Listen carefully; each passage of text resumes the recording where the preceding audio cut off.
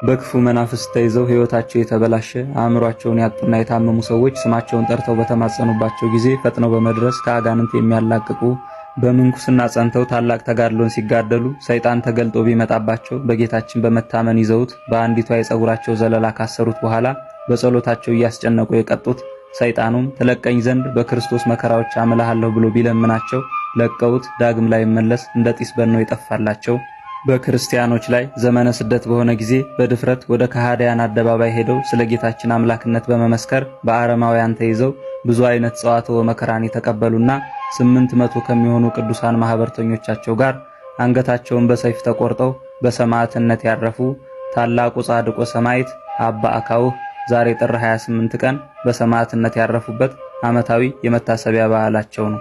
በኢትዮጵያ ብቸኛው ገዳማቸው በምስራቅ ጎጃም ዞን ማቻክል ወረዳ ውስጥ ይገኛል። ዳግመኛም ዛሬ ጥር 28 ቀን ጌታችን ቅዱስ አማኑኤል 7 እንጀራና ጥቂት አሳን አበርክቶ ከ4000 በላይ ለሚሆኑ ሰዎች የመገበበት ዓመታዊ የተአምር በዓሉ ነው። ለእግዚአብሔር ምስጋና ይሁን። እኛንም በአባ አካውህ ጸሎት ይማረን፣ ይቆየን።